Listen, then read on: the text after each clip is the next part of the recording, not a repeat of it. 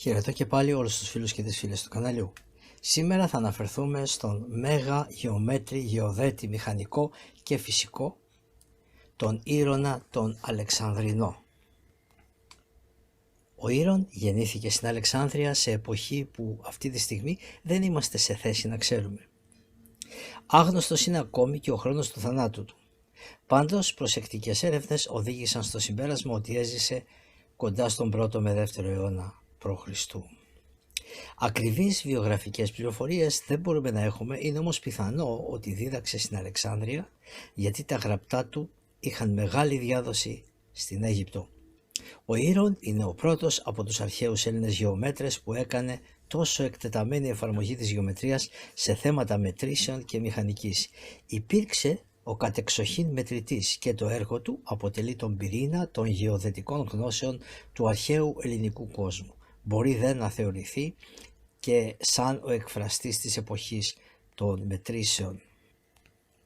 Ο Κτησίβιος, που είναι ο ιδρυτής της Σχολής Μηχανικών της Αλεξάνδρειας, ο μαθητής του ο Φίλων ο Βυζάντιος και ο Ήρων αποτελούν μαζί με τον Αρχιμίδη την ενδοξότερη ομάδα μηχανικών εφευρετών της ελληνικής αρχαιότητας. Ο Ήρων ως μηχανικός, εφαρμόζοντας τις θεμελιακές αρχές της στατικής του Αρχιμίδη, οδηγήθηκε σε σημαντικότατα συμπεράσματα για τα οποία μας πληροφορεί ο Πάπος στο τελευταίο του βιβλίο της μαθηματικής συναγωγής. Θεωρούταν αυθεντία στην κατασκευή διαφόρων μηχανισμών και πολεμικών συσκευών, μεταξύ των οποίων εκπληκτική θέση κατέχουν το οδόμετρο και το τηλεβόλωτο. Ένα από τα σημαντικά έργα του Ήρωνα που επιβεβαιώνει τον τίτλο της αυθεντίας είναι ο Βαρουλκός. Είναι ένα θαυμάσιο μηχανικό έργο που το εμπνεύστηκε από τον ίδιο τον Αρχιμίδη. Ο Ήρων ήταν ο πρώτος στον κόσμο που κατάφερε και τυθάσευσε τον ατμό. Ουσιαστικά είναι αυτός που ανακάλυψε τη δύναμη και την ισχύ του ατμού αιώνες πριν από τον James Watt. Πρωτότυπο είναι το έργο του Ήρωνα τα πνευματικά. Σε αυτό ο Αλεξανδρινός γεωμέτρης αναφέρεται στο ρόλο του αέρα και στα φαινόμενα που προκαλεί η απουσία του, δηλαδή το κενό αέρος. Ασχολείται με τις δυνάμεις που παράγει ο ατμός και περιγράφει όργανα όπως ο περίφημος ατμοστρόβιλός του, τον οποίο θα περιγράψουμε μόλις τώρα. Μία από τις σπουδαιότερες εφευρέσεις του μεγάλου μηχανικού και γεωμέτρη Ήρωνος είναι ο ατμοστρόβιλος. Εδώ βλέπουμε πώς λειτουργούσε ο ατμοστρόβιλος. Στο κάτω δοχείο υπάρχει νερό, το οποίο όταν θερμανθεί ατμοποιείται και εξέρχεται με πίεση από τους δύο σωλήνες, με αποτέλεσμα την περιστροφή του μηχανισμού εξαιτίας της αρχής διατήρησης της ορμής που γνωρίζουμε από τη φυσική.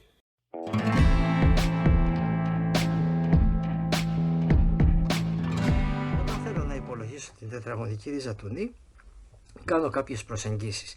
Αρχικά τον αριθμό νη τον προσεγγίζω με ένα γινόμενο α επί β και στη συνέχεια βρίσκω μια πρώτη προσέγγιση α1 που είναι α συν β δια 2. Στη συνέχεια, αυτό είναι μια προσέγγιση τετραγωνικής ρίζας, πάω στη δεύτερη προσέγγιση αναδρομικά, χρησιμοποιώ το α1 συν νη δια α1, το νη είναι αυτός ο αριθμός και όλο αυτό δια 2. Και στη συνέχεια κάνω και μια τρίτη προσέγγιση. Η τρίτη προσέγγιση α3 ισούται με α2 συν νη προς α2 δια 2 και ούτω καθεξής. Και όσο περισσότερες προσεγγίσεις κάνω, τόσο πιο ακριβής είναι ο υπολογισμός μου. Λοιπόν, θα το δούμε αυτό τώρα στην πράξη, να λειτουργεί στην πράξη. Λοιπόν, έστω ότι θέλουμε να υπολογίσουμε την τετραγωνική ρίζα του 10. Αν αυτό το βάλω σε ένα σύγχρονο calculator, μου δίνει περίπου 3,16, 22, 77, 66, 2, 4, 6 μέχρι 8 δεκαδικά ψηφία. Θα δούμε τώρα μέσω της μεθόδου αυτής πώς μπορούμε να προσεγγίσουμε τον αριθμό αυτό. Λοιπόν, αρχικά προσεγγίζουμε τον αριθμό 10 με ένα γινόμενο 2 επί 5. Επομένως η πρώτη προσέγγιση α1 είναι 2 και 5 δια 2 που είναι 7 δεύτερα. Πάμε τώρα, αυτός ο αριθμός βέβαια είναι 3,5. Εντάξει, είναι μία προσέγγιση της ρίζας του 10, αρκετά όμως απέχει από αυτήν. Πάμε στο α2.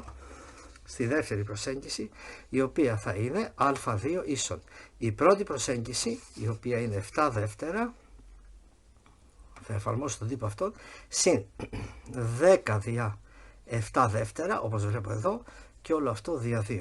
Αν γίνουν οι πράξεις εδώ πέρα, ομώνυμα κτλ., το αποτέλεσμα που θα προκύψει είναι 89/28. Μπορείτε να το κάνετε για να το δείτε. Αυτό είναι ένα αποτέλεσμα που είναι κλάσμα, οπότε διευκολύνει τις περαιτέρω πράξεις, και αν κάνω τη διαίρεση εδώ θα προκύψει περίπου 3,178. Βλέπετε ότι ήρθα πιο κοντά στο αποτέλεσμα αυτό, ενώ η αρχική μου προσέγγιση ήταν 3,5, τώρα είναι 3,178, είναι πιο κοντά στο άρρητο αυτό αποτέλεσμα, γιατί αυτός ο αριθμός ουσιαστικά είναι άρρητος, έχει πάρα πολλά ψηφία, ατέλειωτα. Και πάμε στην επόμενη προσέγγιση, στο α3, το οποίο θα είναι, με βάση τον τύπο αυτόν πάντοτε, 89 προς 28 συν 10 προς 89/28 δια 2. Και αν κάνουμε τις πράξεις εδώ πέρα, θα βγει ένα μεγάλο κλάσμα με μεγάλους αριθμούς, 15.761 αριθμητής, 4.984 παρανομαστής. Τώρα αν κάνουμε τη διαίρεση εδώ πέρα, θα βγει περίπου ένας αριθμός 3,1623, και όπως βλέπετε αυτό είναι μια άριστη προσέγγιση αυτού εδώ του αριθμού, και έκανα μόνο τρεις φορές αναδρομικά τον τύπο.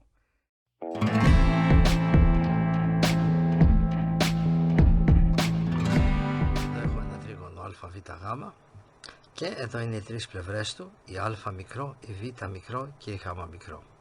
Ο τύπος του ήρωνος μας λέει ότι το εμβαδόν του τριγώνου ισούται με την τετραγωνική ρίζα ταφ επί ταφ μείον α επί ταφ μείον β επί ταφ μείον γ. Τι είναι το ταφ? Το ταφ είναι η ημιπερίμετρος του τριγώνου.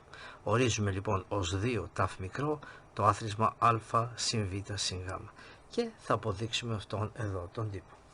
Ξεκινάμε πρώτα από το εμβαδόν του τριγώνου. Με το γνωστό τύπο, το εμβαδόν ισούται με 1 δεύτερο επί τη βάση α επί το ύψος α, κατά τα γνωστά. Λοιπόν, τι κάνουμε εμείς? Θα δημιουργήσουμε ένα τύπο για το ύψος α. Πάμε λοιπόν στο τρίγωνο αβ δ, το οποίο είναι ορθογώνιο. Ξέρουμε ότι το ύψος α στο τετράγωνο ισούται με την υποτείνουσα εδώ που είναι γ στο τετράγωνο πλην β δ στο τετράγωνο. Γ στο τετράγωνο πλην β δ στο τετράγωνο, γιατί εδώ έχω ορθογώνιο τρίγωνο. Ωραία. Τώρα τι θα κάνω? Θα πρέπει να δημιουργήσω ένα τύπο για το β δ. Ωραία, πάμε λοιπόν. Εδώ θα χρησιμοποιήσουμε το γενικευμένο Πυθαγόριο θεώρημα. Στο τρίγωνο αυτό που είναι οξυγώνιο, η απέναντι πλευρά στο τετράγωνο είναι β στο τετράγωνο, ισούται με το άθροισμα των τετραγώνων των δύο άλλων πλευρών. Αν θέλετε να δείτε για το γενικευμένο Πυθαγόριο θεώρημα κάποια περαιτέρω ανάπτυξη, το έχω ήδη βάλει εδώ και κάποια χρόνια, οπότε μπορείτε να γράψετε στο κουτάκι αναζήτησης γενικευμένο Πυθαγόριο θεώρημα και θα τα δείτε όλα εκεί. Λοιπόν, έχουμε λοιπόν β στο τετράγωνο ισούται με α στο τετράγωνο συν γ στο τετράγωνο πλην 2 φορές στη μία πλευρά περνώ την α επί την προβολή της γ πάνω στην α. Αυτό λέει το γενικευμένο Πυθαγόριο θεώρημα. Η προβολή της πλευράς γ πάνω στην α είναι το τμήμα β δ. Ωραία, τι θα κάνω τώρα εγώ? Θα λύσω ως προς β δ. Το πάμε σιγά σιγά γιατί έχει πολλές πράξεις το όλο θέμα. Έχουμε λοιπόν, πάμε το 2α β δ από τη μία πλευρά και έχουμε α τετράγωνο συν γ τετράγωνο πλην β στο τετράγωνο. Ωραία, και διαιρούμε και με το 2α. Ωραία, αυτό λοιπόν είναι το β δ. Αυτό εδώ θα το βάλω σε αυτή τη σχέση και έχω ύψος α στο τετράγωνο ίσον γ στο τετράγωνο πλην. Αυτό όλο είναι το β δ στο τετράγωνο, άρα θα είναι α τετράγωνο συν γ τετράγωνο πλην β στο τετράγωνο δια 2α και όλο στο τετράγωνο. Ωραία. Κρατάμε αυτό το τύπο τώρα για να συνεχίσουμε στην επόμενη σελίδα. Λοιπόν, τι θα κάνουμε? Θα κάνουμε ομώνυμα εδώ. Δηλαδή, εδώ έχω παρανομαστεί 4α στο τετράγωνο λόγω της δύναμης. Άρα και εδώ θα πρέπει να δημιουργήσω παρανομαστή 4α στο τετράγωνο. Άρα, πάμε λοιπόν εδώ να το κάνουμε.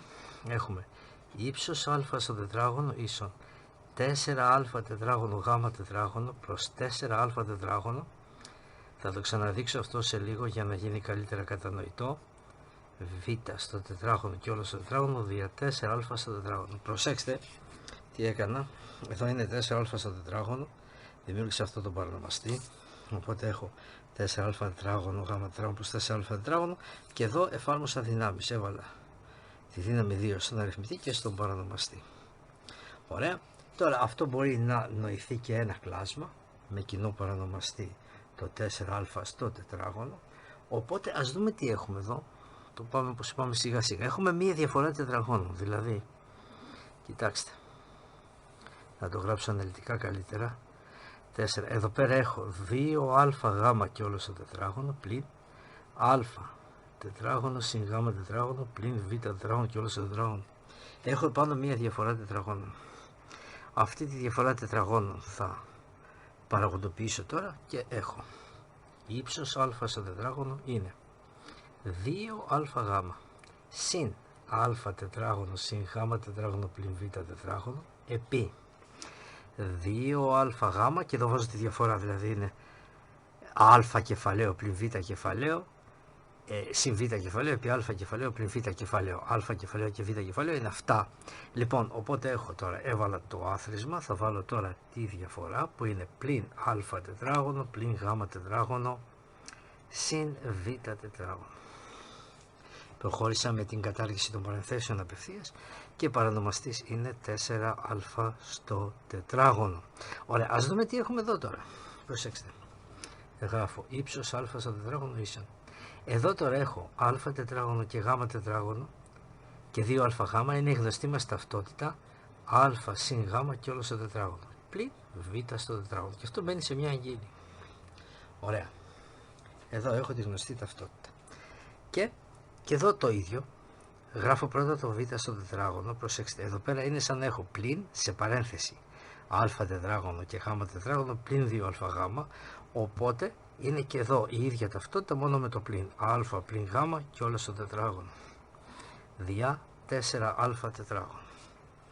Ωραία, αν θέλετε σταματήστε εδώ για να ελέγξετε τις πράξεις. Ωραία, τι βλέπω τώρα εδώ στον αριθμητή? Βλέπω επίσης δύο διαφορές τετραγώνων. Πάμε λοιπόν να κάνουμε πράξεις εδώ πέρα, να αναπτύξουμε, να παραγοντοποιήσουμε. Ύψος α στο τετράγωνο ίσον. Λοιπόν, είναι κάτι στο τετράγωνο πλην κάτι στο τετράγωνο, όπως είπα πριν.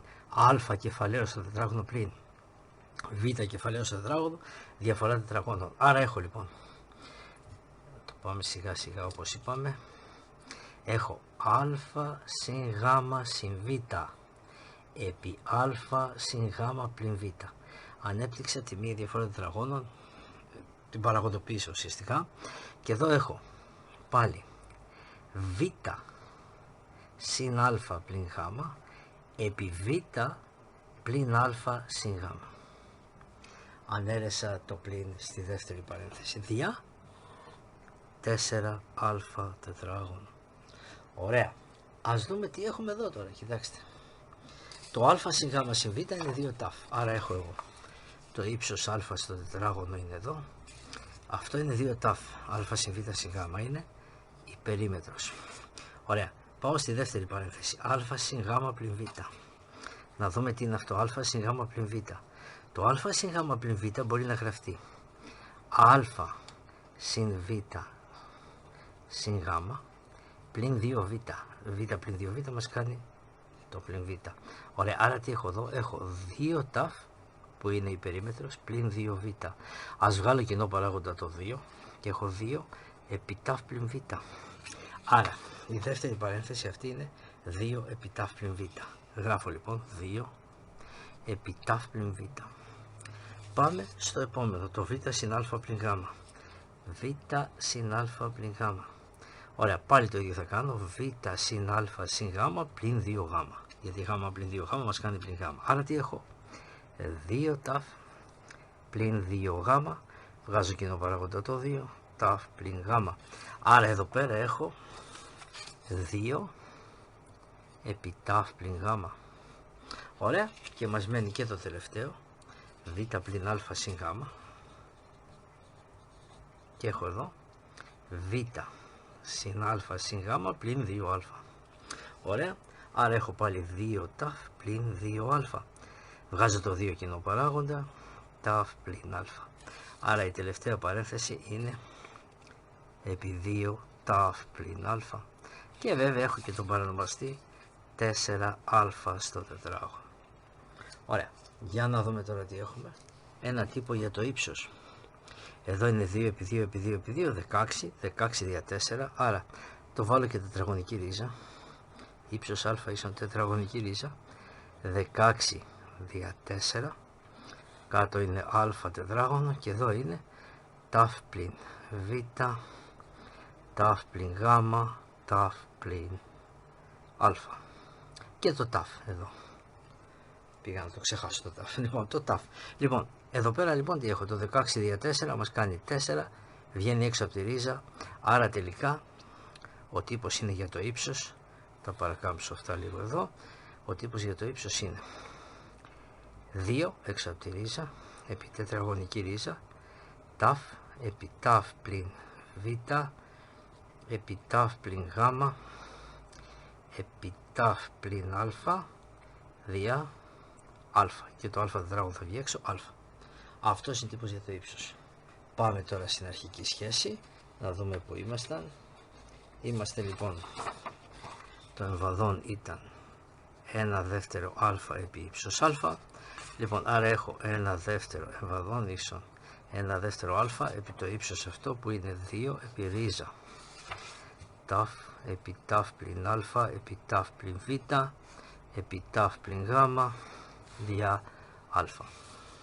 Αυτό. Οπότε φεύγουν τα α, φεύγουν και τα διάρια και αποδείξαμε τον τύπο του ήρωνα. Ταφ επί ταφ πλην α, ταφ πλην β, ταφ πλην γ. Ο Ήρων ο Αλεξανδρινός κατασκεύασε και ένα μηχανισμό με τον οποίο άνοιγαν και έκλειναν αυτόματα οι πόρτες του ναού. Αυτή η εφεύρεση περιγράφεται στο βιβλίο του «Πνευματικά του Ήρωνα». Οι πόρτες του ναού του Ήρωνα ήταν ένα πρωτοποριακό αυτόματο σύστημα που άνοιγε και έκλεινε μόνο του μόλις άναβε φωτιά στο βωμό χρησιμοποιώντας αρχές πνευματικής και υδραυλικής μηχανικής. Ανάβοντας λοιπόν φωτιά στο έδαφος σε ένα βωμό μπροστά από το ναό, συσσωρεύεται θερμότητα και δημιουργείται πίεση σε ένα συγκολλημένο δοχείο κάτω από το ναό. Το υγρό μέσα στο δοχείο θα περνούσε μέσω ενός εύκαμπτου σωλήνα σε ένα άλλο δοχείο που αιωρείται από την οροφή και συνδέεται υπόγεια με το στόμιο της πόρτας του ναού. Καθώς το βάρος του νερού αυξάνεται, η πόρτα ανοίγει μαγικά στο θεατή, σέρνοντας το σκοινί της τροχαλίας και τραβώντας αργά το σκοινί που είναι συνδεδεμένο στο στήλο της πόρτας. Όταν η φλόγα σβήσει και η θερμότητα εξαφανιστεί, το υγρό θα αναρροφηθεί πίσω στο πρώτο δοχείο και το δεύτερο δοχείο θα γίνει ελαφρύτερο και το καλά ισορροπημένο βάρος θα τραβήξει προς την άλλη κατεύθυνση, κλείνοντας τις πόρτες πίσω του. Είναι εκπληκτικός ο τρόπος και η δημιουργία ενός τέτοιου έργου. Γενικά για τον Ήρωνα μπορούμε να πούμε ότι είναι πατέρας ενός αξιολογότατου έργου, το οποίο αν και δεν μπορεί να συγκριθεί με τα αριστουργήματα της αρχαίας ελληνικής γεωμετρίας, ωστόσο δικαιολογεί την εκτίμηση που έτρεφαν γι' αυτόν και το έργο του οι σύγχρονοι του και οι υστερότεροι μαθηματικοί. Ο Ήρων ως γεωμέτρης, γεωδέτης, μηχανικός και φυσικός μπορεί να θεωρηθεί ότι ανήκει στους κορυφαίους μελετητές του τέλους της ελληνιστικής περίοδου. Εδώ τελειώνει και η περιγραφή μας για το σπουδαίο αυτόν αρχαίο Έλληνα. Σας ευχαριστώ που με παρακολουθήσατε.